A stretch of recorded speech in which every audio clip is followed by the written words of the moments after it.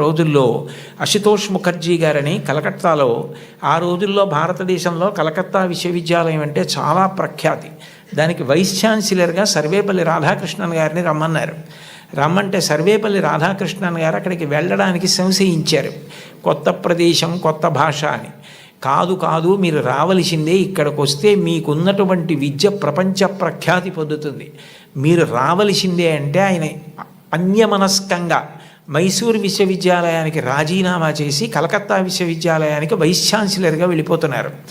వెళ్ళిపోతున్నప్పుడు సామానంతా సర్దుకుని వెళ్ళడానికి సిద్ధపడ్డారు. మీరు రాధాకృష్ణన్ గారి జీవిత చరిత్ర చదవండి, నేను అక్షరం అబద్ధం చెప్పట్లేదు, అవసరం నాకు లేదు. గుర్రబండిలో మైసూర్ రైల్వే స్టేషన్కి వెళ్ళడానికి సర్వేపల్లి రాధాకృష్ణన్ గారు సిద్ధపడుతుంటే పిల్లలందరూ వచ్చి విశ్వవిద్యాలయం నుంచి, మీలాంటి గురువు మాకెక్కడ దొరుకుతాడు, మీరు చెప్పిన పాఠాలతో మేము ఇన్ని విషయాలు నేర్చుకున్నాం, మీరు గుర్రాలు లాగిన బండిలో వెళ్ళడానికి వీల్లేదని వీధులన్నీ మైసూర్ స్టేషన్ వరకు పువ్వులు చల్లి పిల్లలు గుర్రపు బండిని లాగి ఆ దంపతుల్ని కూర్చోపెట్టి మైసూర్ స్టేషన్కి తీసుకెళ్లారు.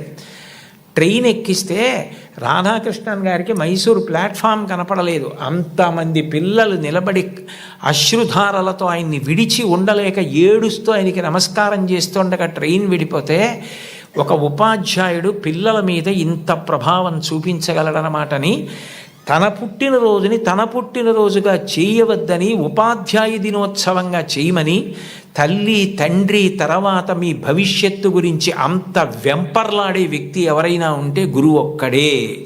అంబేద్కర్ గారు భారత రాజ్యాంగ నిర్మాత. తెల్లవారి లేస్తే ఆయన్ని స్మరిస్తాం. అటువంటి అంబేద్కర్ గారు భీమ్రావ్ అంబేద్కర్. నిజానికి ఆయన పేరులో భీమ్రావ్ అన్నది ఆయన పేరులోది కాదు.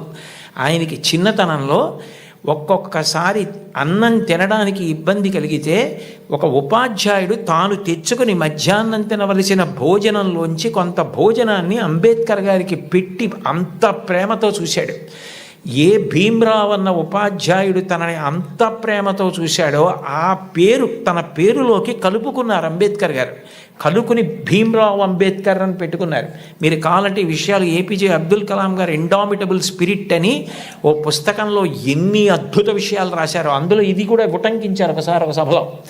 కాబట్టి గురువుని గౌరవించడం, అంబేద్కర్ గారిని గౌరవించడం అంటే అంబేద్కర్ గారు గురువుని ఎలా గౌరవించారు, టెండూల్కర్ తన గురువుని ఎలా గౌరవించాడు, గురువు పేరెత్తేటప్పటికీ ఈ దేశంలో ఎంత గౌరవాన్ని చూపించేవారు. ఎంఎస్ సుబ్బలక్ష్మి గారు చచ్చిపోతే కలాం గారు రాష్ట్రపతి భవన్ నుంచి చెన్నై వెళ్ళి, నా తల్లి, ఈ గడ్డ, నేను పుట్టిన ఈ దేశం, ఎంఎస్ సుబ్బలక్ష్మి ముగ్గురు నాకు తల్లు లేని పాడిమోశారు. అది సంస్కారం. వాళ్ళు చరిత్రలో మిగిలిపోయారు మహితాత్ములై. అంటే నేను చెప్పేది గురువుని గౌరవించడం అన్న మాట అంత గొప్పది. కలాం గారు అంత గొప్పవారయ్యారు. అంత గొప్పవారై రాష్ట్రపతి పదవి విడిచిపెట్టేసిన తర్వాత తిన్నగా పిల్లలకి పాఠం చెప్పడానికి వెళ్ళిపోయారు. ఈ దేశం పిల్లల గురించి ఆయనకి ఎంత ఆర్తో, మహానుభావుడు చిట్ట చివర గుండెపోటు వస్తుంటే కూడా పిల్లలకి మాట్లాడుతూ ఉరిగిపోయారు. అంతటి మహానుభావుడు పుట్టిన గడ్డ. అటువంటి కలాం గారు తన జీవితంలో అంత గొప్పవాడవడానికి కారణం ఒక గురువు అని రాసుకున్నారు.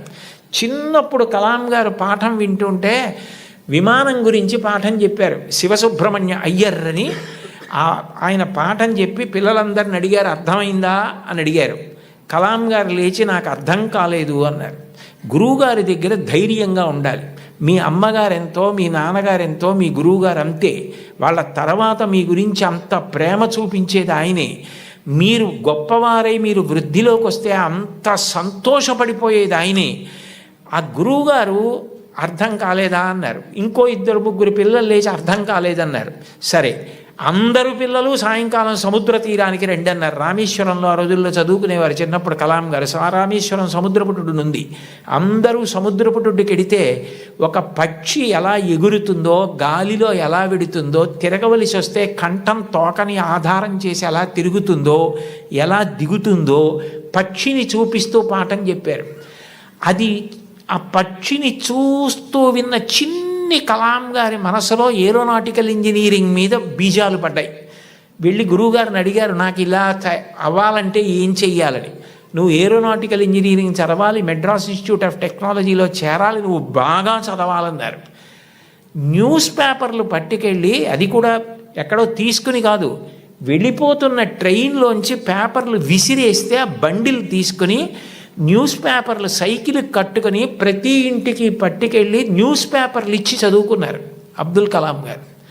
మీలో చాలామంది పిల్లలకి తల్లిదండ్రులు తమ రక్తాన్ని డబ్బుగా మార్చి సౌకర్యాలు ఇచ్చి చదివిస్తున్నారు. మహాత్ముల యొక్క జీవిత చరిత్రలు చదవండి. కేవలం మీ పాఠ్యపుస్తకాలు చదవద్దని నేను అనను. మీ యొక్క పాఠశాలల్లో, గ్రంథాలయాల్లో ఆటోబయోగ్రఫీసు, బయోగ్రఫీసు పెట్టించుకోండి. మీ టీచర్స్ని అడగండి, ఎంత సంతోషిస్తారో. అంతవరకు ఎందుకు, ఇంకొకసారి ఏ నెల్లూరులోనో సభ చేసినప్పుడు తప్పకుండా నేను కూడా ఇలాంటి సభల్లో ఒకటో రెండో జీవిత చరిత్రలు బహూకరించడానికి ప్రయత్నిస్తాను. ఎందుకనంటే అవి మనని చెక్కుతాయి. కలాం గారు అంత గొప్పవాడయ్యాడంటే ఒక గురువు కారణం. మీరు కలాం గారు వ్రాసుకున్న పుస్తకాలు చదవండి. ఆయనకి టీచర్ అన్న మాట వస్తే ఈ cannot resist himself without developing a single sentence into A paragraph. ఒక సెంటెన్స్లో చెప్పవలసిన దాన్ని పారాగ్రాఫ్గా చెప్పకుండా ఆయన ఉండలేరు. ఆయన ఈ లైట్ వెయిట్ భూమికి దగ్గరగా ఎగిరేటటువంటి విమానాన్ని డెవలప్ చేయవలసి వచ్చినప్పుడు సరిగ్గా చేయలేకపోతే కోపం వచ్చి ప్రొఫెసర్ శ్రీనివాసన్నని శుక్రవారం మధ్యాహ్నం పిలిచి సోమవారం పొద్దున్నకి చూపించకపోతే నీ స్కాలర్షిప్ ఆప్ చేస్తానన్నారు. టిఫిన్ తినలేదు, స్నానం సరిగ్గా చేయలేదు, భోజనం ఏం చేశారో తెలియదు, రాత్రింబవళ్ళు వర్క్ చేశారు. సోమవారం పొద్దున్నే ఆ టెన్నిస్ ఆడుకుని ప్రొఫెసర్ శ్రీనివాసన్ వెళ్ళిపోతూ హాస్టల్ రూమ్లో కలాం ఏం చేస్తున్నాడని తొంగి చూశారు. ఇచ్చిన టైం కన్నా ముందే రాత్రింబవళ్ళు కష్టపడి బోర్డు మీద డయాగ్రామ్ వేసి దానికి సంబంధించిన రిపోర్ట్ తయారు చేసిన కలాంని ఆ అవుట్ఫిట్ తోటే, టెన్నిస్ అవుట్ఫిట్ అంటే టెన్నిస్ ఆడుకోవడానికి వేసుకునే బట్టలు, వాటితోటే వెళ్ళి కౌగిలించుకున్నారు మా గురువుగారు శ్రీనివాసన్ గారు. ఆయన నా భుజాన్ని తట్టి నన్ను ప్రోత్సహించి పడిన ఆనందం నన్ను ఇంత గొప్ప స్థాయికి పెంచి పెద్ద చేసిందని తన టీచర్స్ గురించి ఎంత గొప్పగా రాసుకున్నారో. గురువుల్ని నింద చేయడం, గురువుల్ని విమర్శించడం, గురువుల్ని హాస్య వస్తువులుగా వాడుకోవడం ఈ జాతికి సిగ్గుచేటు. గురువు పేరు చెప్పేటప్పటికీ నేల మీద పడిపోయారు. రామాయణంలో అంతటి రాముడు విశ్వామిత్రుడి పిలిస్తే దగ్గరికి వెళ్ళి నిలబడి ఇమౌస్మ మునిషార్దూల కింకరౌ సముపస్థితవు ఆజ్ఞాపయ యుధేష్టం వై శాసనం కరవామకిం అన్నాడు. గురువుగారు లోకంలో ఎవరు చెప్పినా సలహా, మీరు చెప్తే మాత్రం ఆజ్ఞ. గురువుగారు చెప్తే ఆజ్ఞ, అందులో నేను తలపెట్టను. ఈ పని చేసి పెడతావా అని ఇప్పుడు అడక్కండి, ఈ పని చెయ్యరా రామా అనండి, నేను మీ కింకరుణ్ణి గురువుగారు అన్నాడు. ఇది ఈ జాతి నేర్పినటువంటి విషయం. మీరు ఏ మహాత్ముణ్ణి తీసుకోండి, టంగుటూరి ప్రకాశం పంతులు గారు జీవిత చరిత్రలో వ్రాసుకున్నారు. డబ్బు కట్టలేక కష్టాలు పడి ఇతర పనులు చేస్తూ రోజు పాఠం వినలేకపోయిన పిల్లల్ని ఆ రోజుల్లో సుందర శివయ్య గారని ఒక హెడ్ మాస్టర్ ఇంటికి తీసుకెళ్ళి కూర్చోపెట్టుకుని పాఠాలు చెప్పి వృద్ధిలోకి తెచ్చారు. ఆయన కారణం నేను వృద్ధిలోకి రావడానికని రాసుకున్నారు. ఆయన నడక అలా ఉండేది, ఆయన ప్రవర్తన అలా ఉండేది, ఆయన పాఠం చెప్తే అలా ఉండేదని పక్కనే గుంటూరులో మాజేటి గురవయ్య పాఠశాల అన్న పాఠశాలలో నరసయ్య గారని ఆయన చెప్పిన పాఠాలు, ఆయన వ్యవహరించిన తీరు నన్ను అంత ప్రభావితుణ్ణి చేశాయని మహానుభావుడు ఆయన నోరి దత్తాత్రేయుడు గారు తన జీవిత చరిత్రలో రాసుకున్నారు. గురువులు మనిషిని చెక్కుతారు, ఒక శిలలోంచి శిల్పాన్ని చెక్కుతారు. ఓ సరస్వతీదేవి విగ్రహాన్ని ఒక రాయి తీసుకొచ్చి చెక్కితే శిల్పి దాని మీద ఎక్కి కూర్చుని చెక్కుతాడు. కళ్ళు చెక్కేటప్పుడు చిట్ట చివర ఎంతో జాగ్రత్తగా చెక్కుతాడు. ఉలిని పెట్టి సుత్తి పెట్టి కొడతాడు. ఆఖరణ దానికి అధివాసాలు చేసి గుళ్ళోకి తీసుకొచ్చి ప్రతిష్ఠ చేస్తారు. ప్రతిష్ఠ చేసిన తర్వాత చెక్కిన శిల్పి కూడా నమస్కారం చేస్తాడు.